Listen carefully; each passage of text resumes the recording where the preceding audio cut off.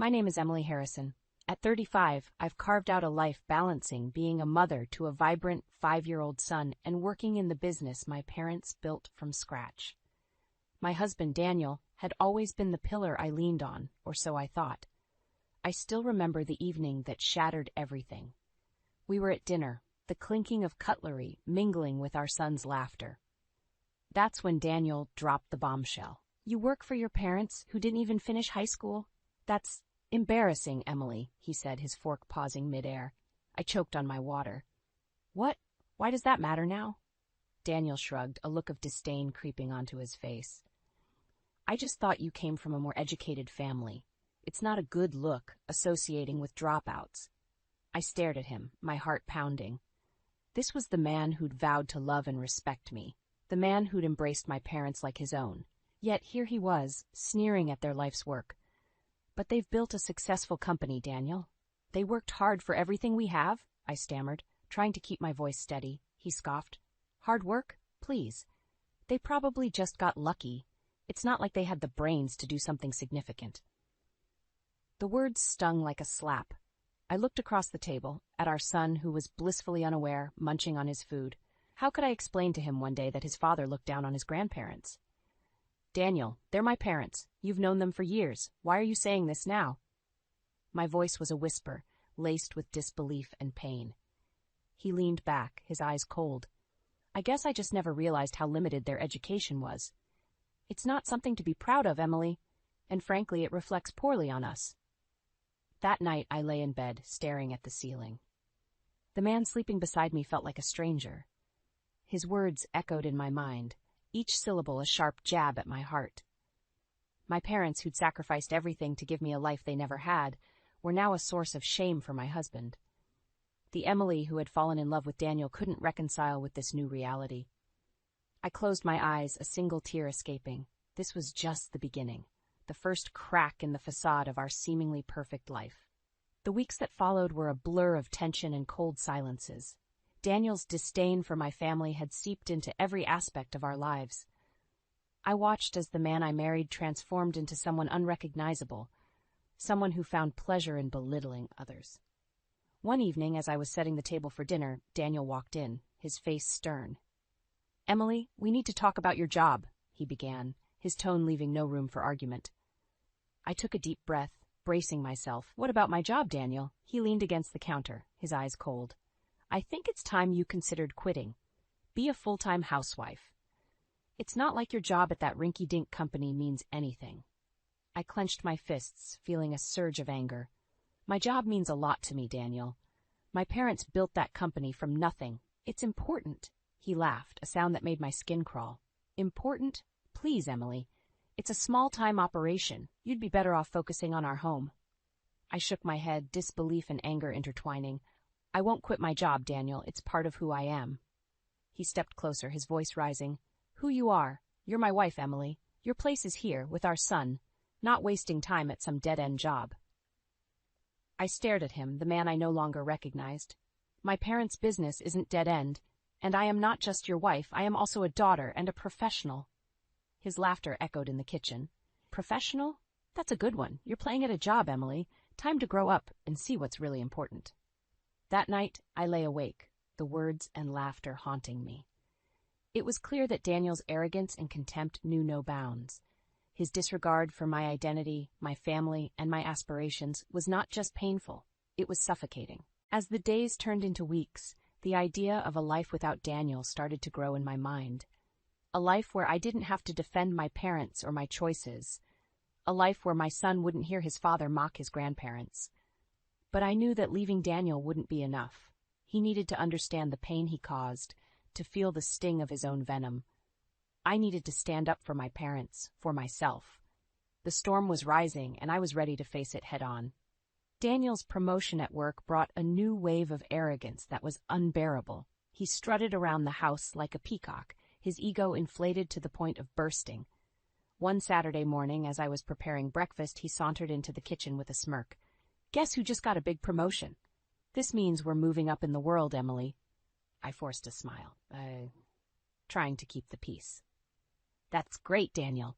Congratulations."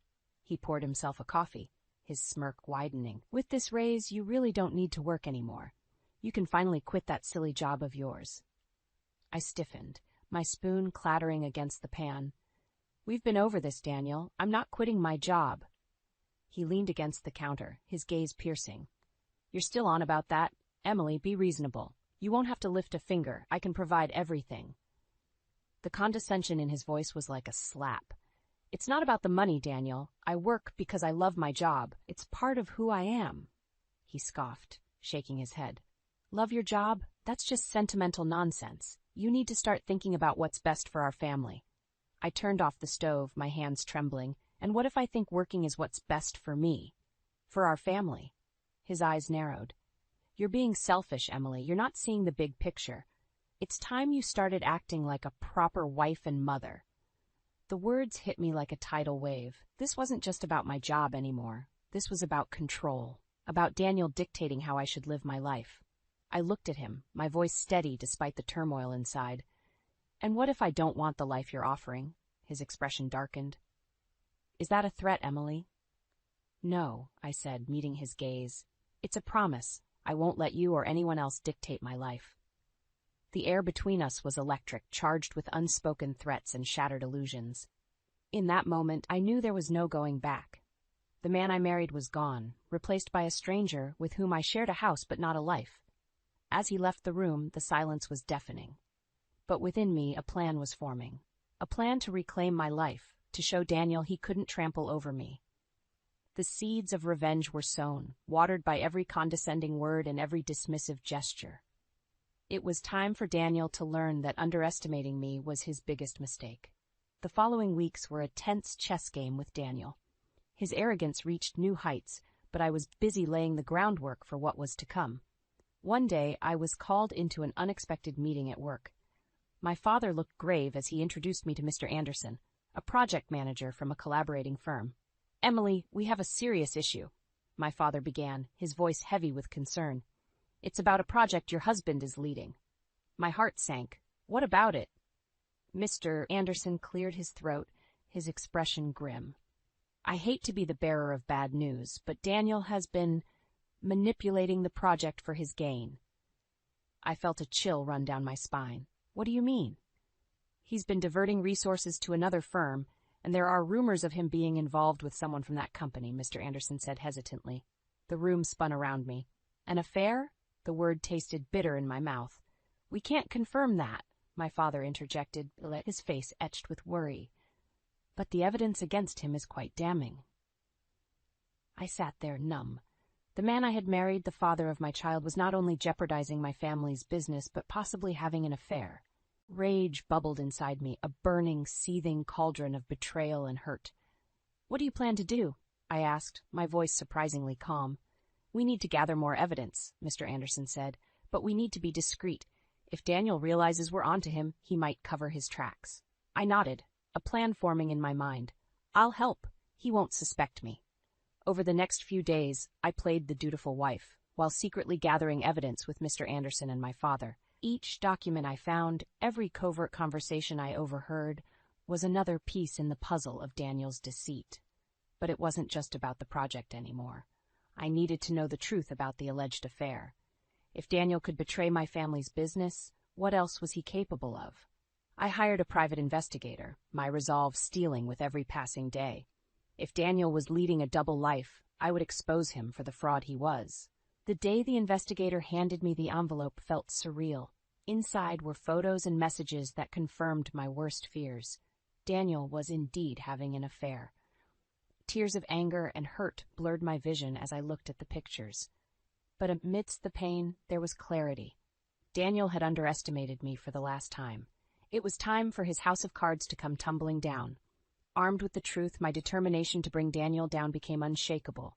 I met with Mr. Anderson and my father, our meeting charged with a sense of urgency. We have enough to go public with his misconduct, Mr. Anderson said, his voice grim. But we need to be strategic about this.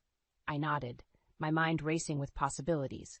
We can't just expose his professional misconduct. We need to reveal his personal betrayal as well. It has to be a complete takedown. My father looked at me, a mix of pride and concern in his eyes. Emily, Are you sure you want to do this? It's going to get ugly. I clenched my jaw, feeling a surge of resolve. He made it personal when he betrayed our family. I'm ready. Over the next few days, we meticulously planned our course of action. Mr. Anderson gathered the necessary evidence from the project, while I compiled the proof of Daniel's affair. The plan was to confront him at his company, where he could not escape the consequences of his actions. The day of reckoning came swiftly. Daniel left for work, unaware that his world was about to crumble. I arrived at his office with Mr. Anderson and my father, our faces set in determination. We confronted him in the conference room, the evidence laid out like a damning mosaic of his deceit. Daniel's face paled as he realized the extent of our knowledge. "What is this? Some kind of joke?" Daniel blustered, trying to regain his composure. "No joke, Daniel," I said, my voice steady. "We know everything. The sabotage of the project, the affair. All of it." He scoffed, trying to brush it off. "You have no proof." Mr. Anderson stepped forward, laying out the documents and photos. "We have all the proof we need. Your career is over, Daniel." Daniel's eyes darted around the room, desperation creeping into his expression. "You can't do this to me. I've worked too hard to get here." I looked at him, my heart void of any affection I once had. "You should have thought of that before you betrayed us all." The meeting ended with Daniel being escorted out of the building, his career in tatters. As he passed me, his eyes met mine, a mixture of shock, anger, and defeat in his gaze. I didn't flinch. This was the price of his betrayal, a price he had to pay. As I left the building, the weight of the last few weeks began to lift. Daniel was out of my life, professionally and personally. It was time to rebuild, to focus on my son and my work. But above all, it was time to heal. The aftermath of Daniel's exposure was like a storm that swept through our lives, leaving a trail of revelations and consequences. His professional disgrace was just the beginning. A few days after the confrontation, I received a call from Daniel. His voice, once confident and arrogant, was now laced with desperation. "Emily, we need to talk. This is a misunderstanding. I can explain everything," he pleaded. I held the phone tightly, my resolve unwavering. "There's nothing to explain, Daniel. I've seen the evidence. It's over." "You can't do this to me. You're ruining my life." His voice rose in anger. "You did this to yourself," I replied, the bitter taste of betrayal still fresh. "You made your choices, and now you have to face the consequences." He was silent for a moment, then his tone changed, becoming more sinister. "If you think you can get away with this, you're wrong. I won't let you destroy me." The threat hung in the air, but I wasn't intimidated. "I'm not afraid of you, Daniel. You've lost your power over me." I hung up, feeling a sense of empowerment. Daniel's threats were empty, the last gasps of a man who had lost everything. The news of Daniel's affair and professional misconduct spread, and the reactions were immediate. His social circles shunned him, and his professional network crumbled. The man who had prided himself on his image and status was now a pariah, his reputation in tatters. As for me, I focused on rebuilding my life. The divorce proceedings were straightforward, as Daniel had little ground to stand on. I was awarded full custody of our son and a significant portion of our shared assets. But it wasn't the financial settlement that gave me satisfaction. It was the knowledge that Daniel's downfall was of his own making. He had underestimated me, thinking he could control and belittle me without consequence. In the end, it was his arrogance that led to his undoing. He had sowed the seeds of his destruction, and I had merely helped them grow. As I closed this painful chapter of my life, I looked forward to a new beginning, a future where I was free from Daniel's shadow, free to be myself and provide a better life for my son.